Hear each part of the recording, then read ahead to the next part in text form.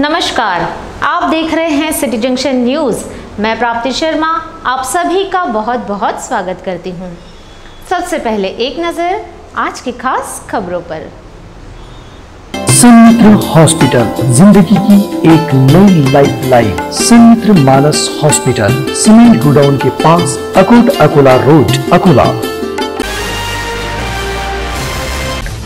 2 truck और बस के बीच विचित्र दुर्घटना। भूखंड माफियाओं का खेल, गायब किया ओपन स्पेस। ई-केवाईसी नहीं तो अगली किश्त भी नहीं।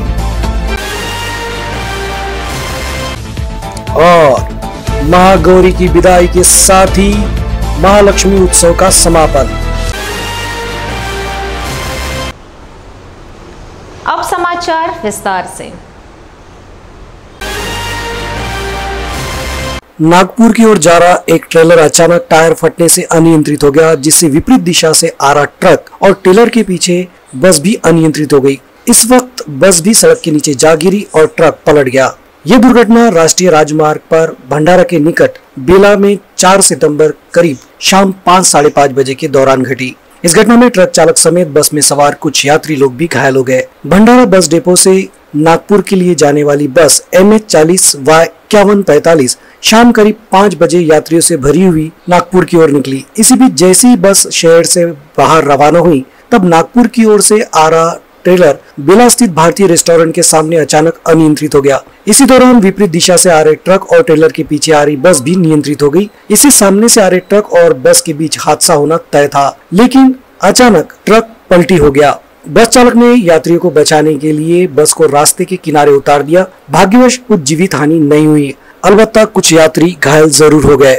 बस चालक ने बड़ी हिम्मत और साहस के साथ गाड़ी को नियंत्रित किया, जिस वजह से बड़ा हादसा टल गया। इस दौरान ग्रामवासियों ने दौड़कर घायल ट्रक चालक और यात्रियों को सामान्य अस्पताल और कुछ को निजी अस्पताल में भर्ती कराया।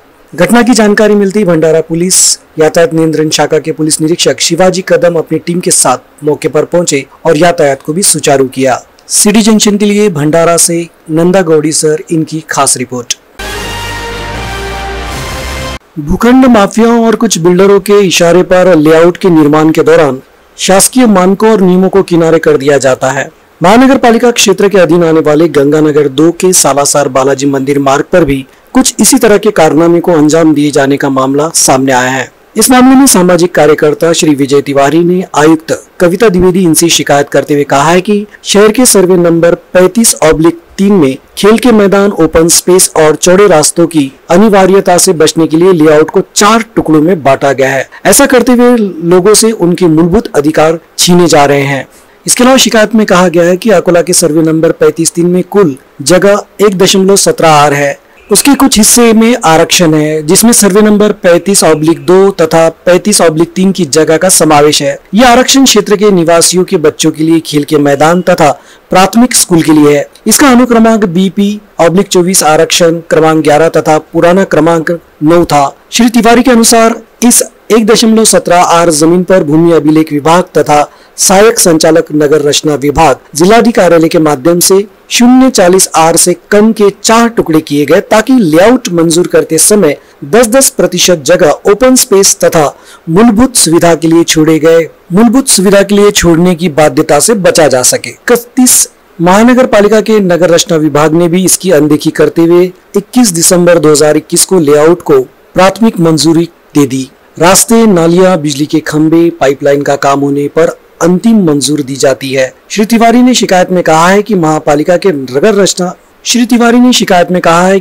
पालिका के नगर रचना विभाग ने प्रत्यक्ष निरीक्षण न करते हुए अंतिम मंजूरी प्रदान कर दी। आयुक्त को 2 सितंबर को लिखित शिकायत देकर मामला उनके संज्ञान में लाया गया है। श्री तिवारी ने आयुक्त को बताया है कि सालासर बालाजी मंदिर की ओर जाने वाला मार्ग निजामपुर/24 के सर्वे नंबर 2/4 के लेआउट के मुख्य मार्ग, जिसकी चौड़ाई 6 मीटर पर स्थित है। डेवलपर ने अकोला के विधायक गोवर्धन शर्मा इनकी निधि से बनाए गए डामरीकरण रास्ते को भी लेआउट का दिखाकर नगर रचना की मंजूरी ले ली। जो कि गैर कानूनी है। श्री विजय तिवारी के अनुसार भूमि अभिलेख विभाग तथा सहायक संचालक नगर रचना के आदेशों को हाईकोर्ट में भी चुनौती दी जा सकती है। सिटी जंक्शन ने इस मामले को लेकर जब श्री विजय तिवारी इनसे बात की तो उन्होंने क्या कहा, आइए आपको दिखाते हैं।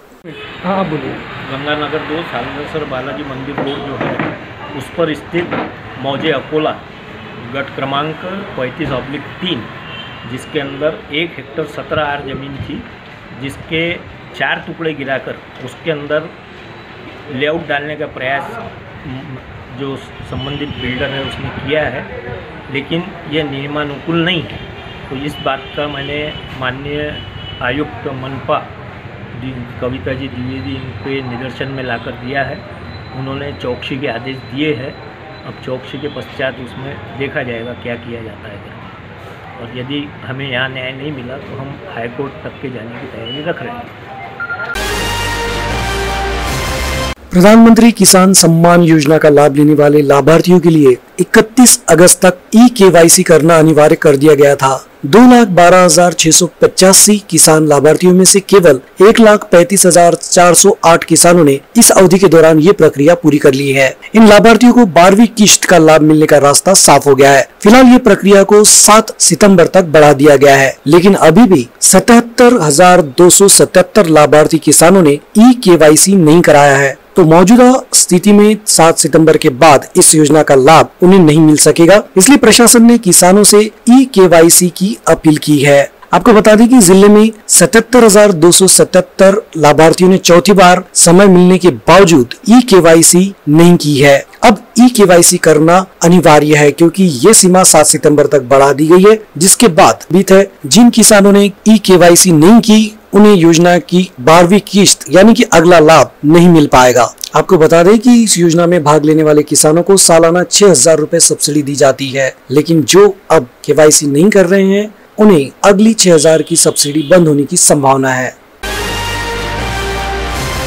महाराष्ट्र में गणपति के आगमन के बाद तीसरे दिन ज्येष्ठा कनिष्ठा महागौरी का आगमन होता है। महागौरी के आगमन को बड़े उत्सव के रूप में मनाया जाता है।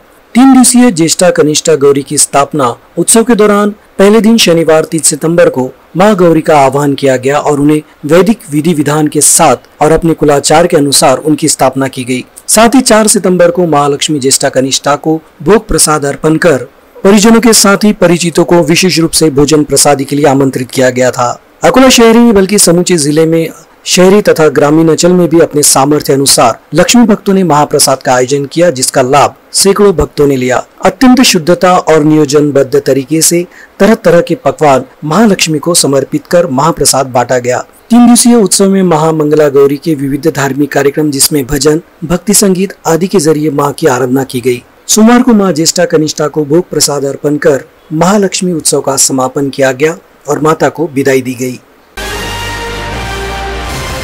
चेन स्नैचिंग अभियान के तहत रविवार को शहर में फ्लाईओवर पर यातायात नियमों का उल्लंघन करने वालों के साथ साथ अवैध रूप से पार्किंग और साइलेंसर के जरिए पटाखे फोड़ने वाले 84 वाहनों के खिलाफ यातायात विभाग ने दंडात्मक कार्रवाई की है। पुलिस ने बताया कि ये कार्रवाई अभियान जारी रहेगा। शहर में यातायात नियमों का उल्लंघन कर छात्रों को सीमा से अधिक ले जाने वाले कुल ऑटो रिक्शा चालकों के खिलाफ भी मोटर व्हीकल एक्ट के तहत कार्रवाई की गई। चेन स्नैचिंग अभियान के तहत मुख्य सड़क और निवासी क्षेत्रों में विभिन्न मार्गों को अवरुद्ध कर 30 दुपहिया वाहनों को हिरासत में लिया गया। साथ ही बुलेट साइलेंसर से पटाखे फोड़ने वाले 6 वाहनों के साथ साथ बिना अनुमति के वाहनों में संशोधित किए गए 6 वाहनों के खिलाफ कार्रवाई की गई, जबकि कुल 48 वाहन मालिकों के खिलाफ कानूनी कार्रवाई की गई जो नियमों का उल्लंघन कर रहे थे और अपने वाहनों को अनियंत्रित करके यातायात में बाधा डाल रहे थे। शहर में वाहन चालकों से यातायात नियमों पर अमल कर वाहन चलाने का अनुरोध शहर यातायात नियंत्रण शाखा प्रमुख विलास पाटिल इन्होंने किया है। इसके अलावा फ्लाईओवर पर बिना वजह घूमने वालों को भी